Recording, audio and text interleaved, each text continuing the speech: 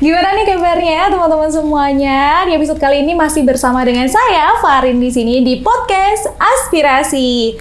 Nah, gimana nih teman-teman puasanya? Lancar nggak? Atau jangan-jangan udah banyak yang mokel nih? Jangan sampai mokel ya. Nah, kali ini seperti yang kemarin juga kita kedatangan tamu yang sangat luar biasa. Kalau kemarin kita dengan wanita yang luar biasa juga, ada Bu Kusnul Khotimah. Dan di episode kali ini kita juga kedatangan wanita yang luar biasa juga loh. Hebat juga ini wanitanya ini. Siapakah beliau? Langsung aja kita sapa dengan Bu Ani Rahmawati. Halo Ibu.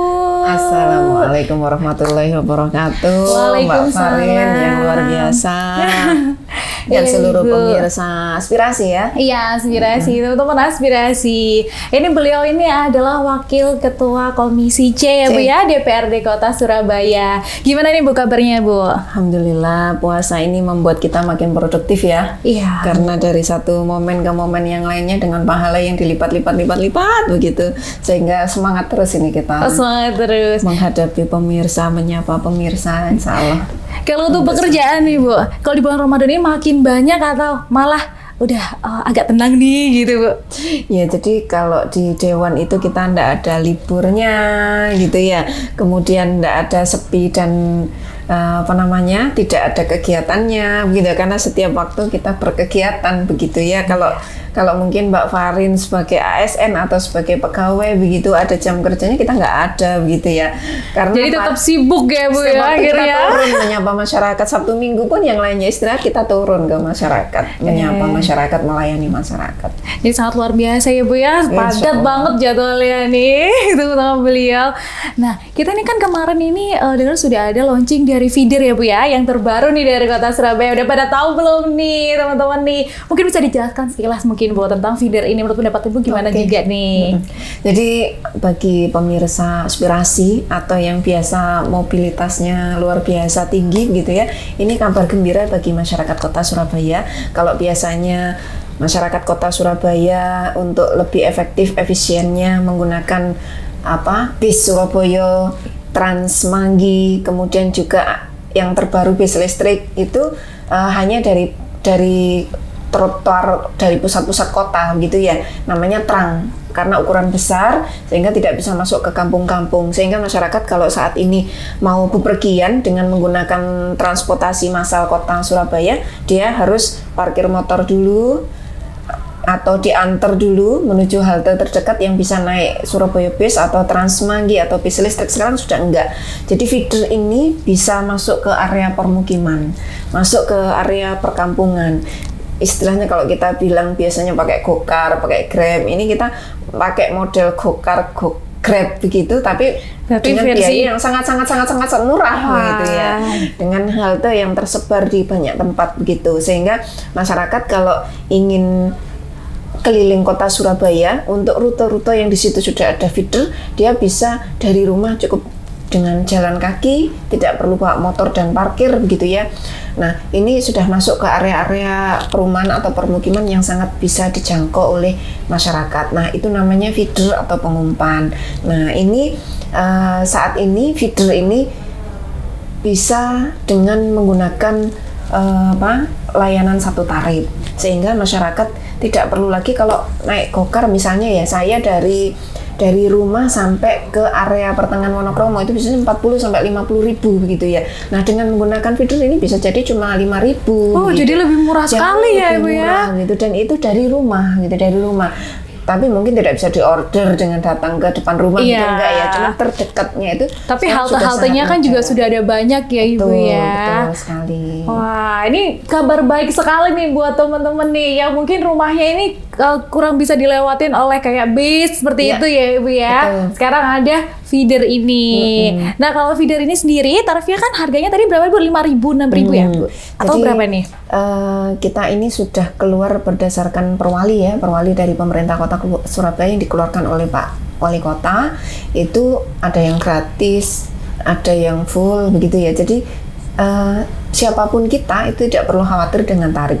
Bagi orang umum gitu ya, itu tarifnya kena 5.000. Tapi bagi pelajar itu separuhnya, cukup efektif, efisien, murah, dia 2.500. ada yang gratis juga bagi para lansia, itu gratis. Nah, diharapkan nanti dengan tarif ini, dan yang menguntungkan lagi tidak perlu bayar 2 kali ketika berpindah dari feeder atau pengumpan di perumahan tadi ya. Kalau itu dulu misalnya angkot ya. Cuman feeder ini perbedaannya dengan angkot lebih nyaman, pakai AC, ada helpernya. Kalau dulu kernetnya pakai AC, terus kemudian juga seperti kereta api itu ya, kalau kita sampai di halte tertentu ada pemberitahuan otomatis Anda sudah sampai di, nah itu di setiap halte ada pemberitahuan secara otomatis. Kemudian juga tempat duduknya juga dipisahkan antara laki-laki dengan perempuan gitu ya, lansia juga dipisahkan, jadi jauh lebih nyaman. Nah, tarifnya ini kalau berpindah dari feeder ke Surabaya Base itu cuma satu tarif, ini 5.000 durasi 2 jam. Kalau dia 2 jam keliling kota Surabaya dari feeder kemudian naik Surabaya Base, maka dia kena satu tarif 5.000.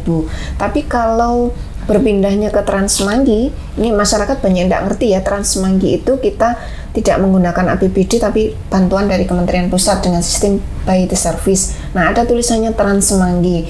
Kalau yang 5.000 2 jam tadi Surabaya Base sama feeder Wirawiri. Nah, Wirawiri ke Surabaya Base itu satu tarif 2 jam. Tapi kalau pindah ke Transmanggi itu sudah berpindah ke Transmanggi harus pakai 2 tarif. Masih belum bisa pakai satu tarif. Jadi 5.000, Transmanggi 6.000, 11.000. Itu pun kalau di total juga jauh lebih murah dibandingkan dengan Metro ya. Masih jauh lebih murah nih. Nah, jadi teman-teman sendiri sekarang udah sangat ini ya Bu ya, untuk transportasi publik sangat didukung banget ya Bu ya sekarang dengan pemerintah Surabaya. Jadi mau kemana-mana udah bisa, ada feeder sudahan, ada Transmanggi juga, ada Surabaya Bus. Nah, kira-kira udah pernah coba atau sekarang udah sering nih gitu untuk naik feeder? Gimana nih kalau teman-teman sendiri? Mungkin juga teman-teman yang lain ini ada yang belum tahu juga nih Bu tentang mungkin rutenya nih. Apakah rutenya nih di mana aja sih Bu? Jadi kalau di Surabaya Base ini ada 5 di feeder ini kita pakai 5 rute ya. Ini Pak Wali mau nambah 1 rute lagi karena animo dari masyarakat luar biasa. Kemarin seminggu uji coba itu dengan free itu 2.600 penumpang per hari, itu luar biasa. Wah, nah sekarang ini juga dari penumpangnya juga pemantauan di Dinas Perhubungan juga bagus, sehingga kenapa Pak Wali mau nambah lagi. Jadi sementara kalau di kawasan Penjaringan Sari, ya itu Penjaringan Sari Gunung Anyar gitu ya. Kalau teman-teman saya contohkan mau naik dari SWK Penjaringan Sari, biasanya anak-anak muda ini suka ke SWK ya, Sentra Wisata Kuliner dari Penjaringan Sari, maka dia bisa ke Gunung Anyar, itu melalui rutenya di Medokan Ayu, terus kemudian Gunung Anyar, Mer, begitu, kemudian Kendal Sari, area sekitar Wonoayu itu bisa pakai. Dulu pakai Len U ya kalau tidak salah di daerah Penjaringan Sari sampai ke Wonokromo itu bisa pakai yang koridor, namanya koridor Penjaringan Sari. Nah, itu ada 5 koridor sekarang ya. Koridor itu 5 rute. Satu rutenya ada sekitar 9 sampai 10 feeder, sehingga headway atau waktu tunggunya juga nggak lama, jadi cepat. Setiap 10 menit sekali itu ada feeder yang lewat, jadi masyarakat tidak terlalu nunggu terlalu lama begitu ya. Kemudian juga dari Kedungasem, nah ini yang dekat dengan Penjaringan Sari ya, Kedungasem ke TIJ, Terminal Intermoda Jayabaya. Nah itu masyarakat bisa dari Kedungasem, Wisma Kedungasem, Kedung Baruk, kemudian sampai ke Kepote, area Kepote itu sampai ke Terminal Intermoda Jayabaya. Nah itu masyarakat bisa menggunakan feeder kalau misalnya mau tadi yang 5.000-an tadi ya. Iya, yang langsung sepaket di 5.000 bisa kemana-mana. Sebenarnya kalau Mer kan bisa pakai, nggak perlu rutenya muter-muter ya, bisa pakai Transmanggi, tapi bayarnya 11.000 akhirnya karena tambah 6.000. Tapi kalau mau pakai yang 5.000 saja 2 jam, maka pakai yang turun di halte yang Kedungasem, kemudian nanti agak muter sedikit ke Kepote Arif Rahman Hakim gitu, baru ke Terminal Intermoda Jayabaya. Kemudian juga ada yang di kawasan Benowo itu juga sudah kita fasilitasi gitu ya, Benowo ke Intermoda TIJ, Terminal Intermoda Jayabaya yang di tengah itu ya, itu juga sudah kita fasilitasi. Kemudian HR Muhammad Kedungwu juga sudah kita fasilitasi begitu ya. Jadi sudah banyak sekali ya yang bisa kita fasilitasi untuk feeder. Nanti kita tambahkan lagi untuk rute-rutenya sampai milestone-nya itu sampai 2029. Wah. Sehingga seluruh rute di kota Surabaya ini feeder akan tercukupi. Jadi untuk saat ini masih sementara 5 rute dulu. Setiap tahun kita tambahkan 2023 ini juga ada BTS-nya juga sampai 2029. Jadi nanti masyarakat bisa naik moda transportasi yang murah, nyaman, efektif, efisien gitu ya.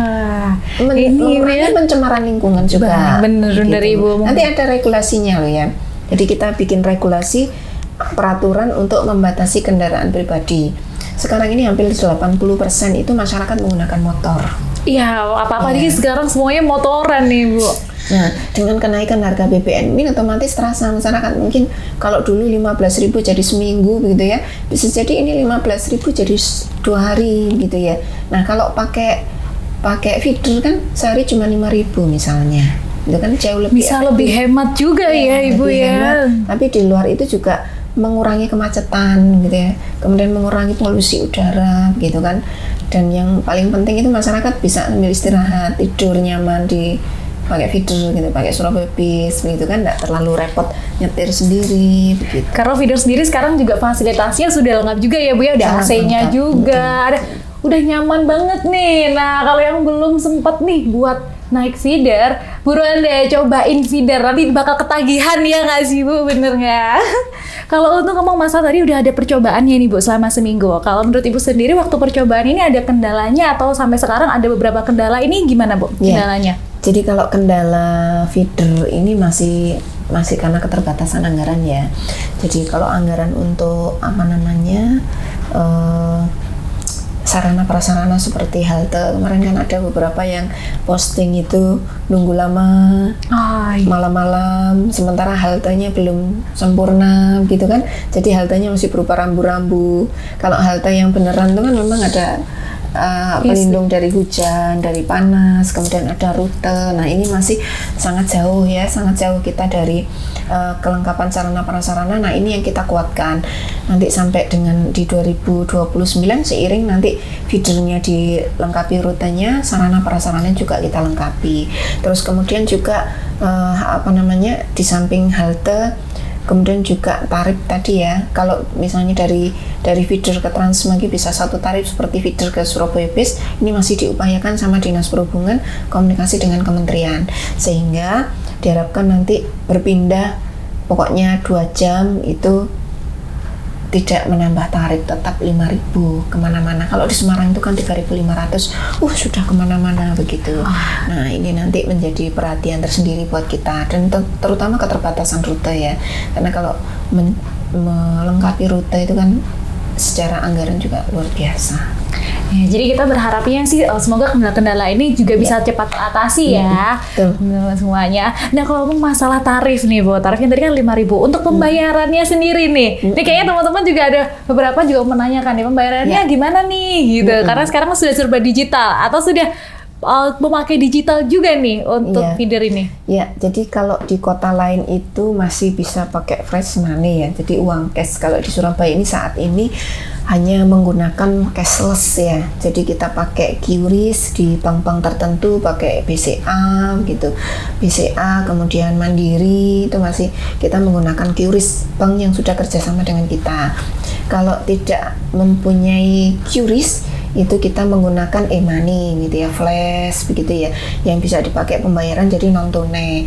Namun kemarin sudah kita usulkan, cobalah Dinas Perhubungan juga memfasilitasi masyarakat yang seperti pelajar yang mungkin tidak punya e-money, QRIS juga belum ada. Nah itu kan bisa dengan menggunakan box ketika orang bayar dimasukkan, tidak bisa diambil gitu ya, untuk mencegah kebocoran. Nah itu masih kita diskusikan dengan Dinas Perhubungan pemerintah Kota Surabaya.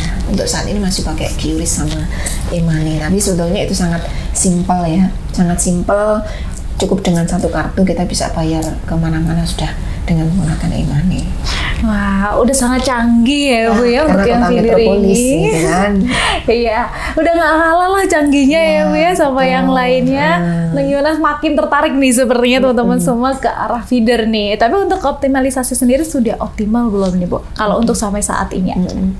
Bagaimana nih? Jadi harus dimulai yang jelas. Kalau dibilang belum optimal ya masih belum, tadi karena keterbatasan anggaran terkait dengan sarana prasarana halte, kemudian tarif gitu ya, kemudian regulasi. Namun semuanya kita upayakan untuk bisa harus dimulai, karena kalau tidak segera dimulai maka Surabaya ini sampai nanti tidak akan punya moda transportasi yang layak gitu. Mulai bertahap tapi konsisten gitu ya. 2024 insya Allah moda transportasi ini menjadi prioritas pembangunan dari 5 prioritas pembangunan kota Surabaya. Sehingga kalau menjadi prioritas pembangunan tentunya anggaran juga menjadi prioritas untuk Dinas Perhubungan, dalam hal ini penyiapan moda transportasi kota Surabaya.